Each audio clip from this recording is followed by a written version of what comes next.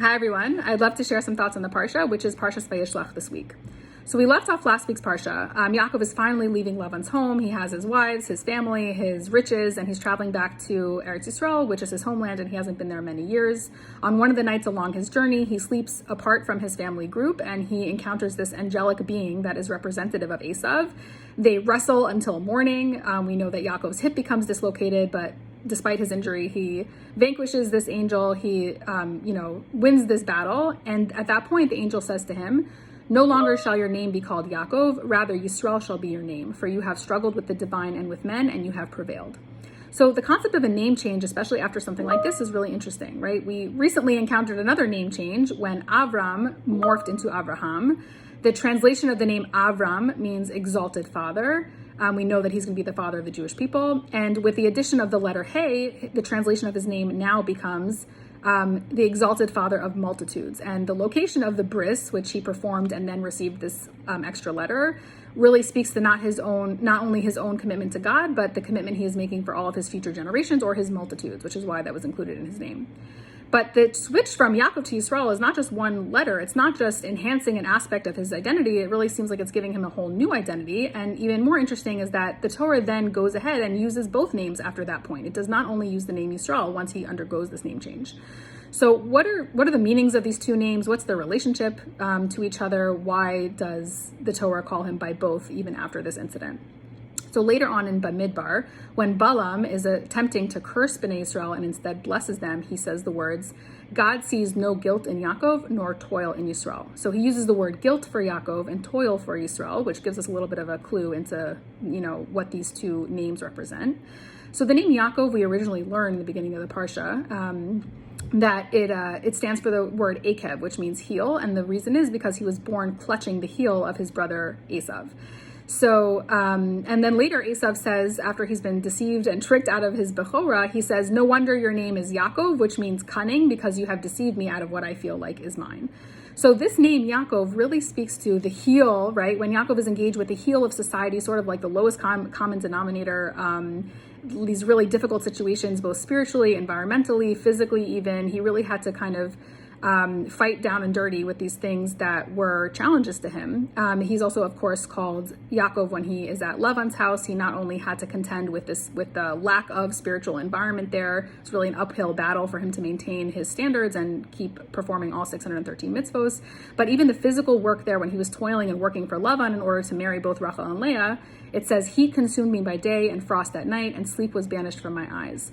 Rashi also says that Yaakov said, if Lavan is deceitful, I will have to be deceitful. If he's decent, then I will be decent. But that he was ready and willing, if he was called upon to do so, to kind of match him punch for punch, beat him at his own game, because he knew that that's what he would need to do, what would be required of him in order to be successful in that type of environment.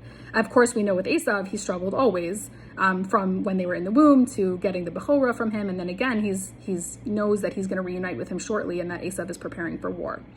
The name Yisrael, however, as we see in our original quotes, for "you have struggled with the divine and with men, and you have prevailed," the name Yisrael is given to him once he's successfully won all these battles that he finds himself engaged in a very raw way, right? Once he is successful in vanquishing all these obstacles and all these aggressors, then he sort of achieves this new status of somebody who has risen above all of these struggles, right? This is what Yisrael means. Someone who has fought so hard and toiled so much that they now have sort of a tranquility. They're at peace with themselves. They're at peace with their environment. They're at peace with Hashem. They have a spiritual equilibrium. And that's why Yisrael is given to him at this point. Rav Dessler has an interesting related point, which is called Nekudas HaBechira, which is in his book Strive for Truth, or Michtav Meliyahu. And the concept of Nekudas HaBechira is that when we are challenged to kind of make good moral decisions all the time, it's not that we have the ability to make positive moral decisions over anything, right? We have our certain jurisdiction. The words Nekudas HaBechira mean a point of choice. And the same way that if you have two battling armies, right, there's not just on the front. There's not just fighting going on everywhere. Even though they're right next to each other, the fighting is only going on along the battle line. So same for us. There are some moral struggles that are so far beyond us that we really do not have the capacity at this point in time to make the right decision. And there are some moral difficulties that are so far below us that we take it for granted that we'll do the right thing because we've done the right thing for so many years or for so long. We're sort of already past that point. It's not even a temptation to do the wrong thing because that's not the level we're at. We're sort of beyond it. So that's the same idea, is that at every point we really have only at some points do we really have the capacity to either make the right or the wrong decision. Some things are too far beyond our capabilities and some things are too far below them. There's actually very few times where we even have the struggle and where we get the schar for going ahead and making the correct choice. So when Yaakov was in constantly these situations where he had the option to either make the right choice or the wrong choice, how he was going to fight, how he was going to approach a situation, he so many times in a row made the correct choice, that he eventually became Yisrael, who was somebody who was sort of elevated beyond all of these choices and all of these struggles to the point where they really no longer affected him in the same way. And he was achieved this level of tranquility the same way for us. If we consistently make the right choice at any given point, eventually it's going to be beneath us and we're going to sort of have a break from that particular battle. We might find new ones that we're in, but those particular obstacles are not really going to be temptation. We're not going to be subject to them in the same way. So if that's the case, why doesn't the Torah just level him up to becoming a Yisrael? He's now achieved tranquility, and that's it. That's the name that he's called from then on. But we see that that's not the case, depending on what's going on in his life at the time. The Torah either calls him by Yaakov or Yisrael. It never consistently calls him by one name after that. And this shows us that this is not just we start off at one level and then once we get to the next level, we're done, right? This concept of Nekudas HaBechira, this is a constantly moving point in our lives, right? We will always have a Nekudas HaBechira. We will always have times when we feel on top of the world. We have this tranquility. We've beaten all of the obstacles and the challenges that are below us. But guess what? Even at that point, we have some time of tranquility. And then again, we have all of these obstacles in front of us that are at a new level, more advanced level of moral struggle. But there's this constant cycle of being a Yaakov, engaged in these battles, really like trying our hardest to overcome things. And as long as we do that well, we then become a Yisrael, where we have a little bit of rest, a little bit of tranquility, we feel at peace. And then once again, we go back and forth. So this paradox is also, illustrated not only with the two names Yaakov and Yisrael, but again, like we said last week, with the two identities of Yaakov and Esav, right?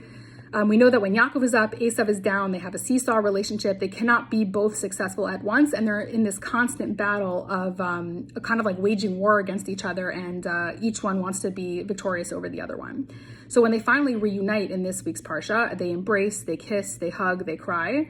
Most commentaries say that it was like not a sincere embrace, but Rabbi Shimon Bar Yochai says, even though it was a known concept that Esav sones Yaakov, Esav hated Yaakov, they were bitter and mortal enemies. At that moment, Esav really realized, as much as we hate each other, we come from the same source. We're not only brothers, but we're twins. We come from the same roots. And we almost need this sort of like contentious, paradoxical relationship that's an inherent part of us. And we almost need each other, right? This friction is something that we both need in order to grow. And we come together as a pair, whether we like it or not. Rabbi Sachs also adds that instead of interpreting the original quote as Yisrael shall be your name, just as a simple declaration, we should interpret it as a challenge. Let Yisrael be your name, right? As much as we find ourselves in the constant dirty battles of this world, we sort of have to hold the fact that that is what growth looks like sometimes. There's going to be steps forward and steps back, and to always make sure that we are engaging with the battle, but at the same time, keep our eye on the prize. Let Yisrael be your name.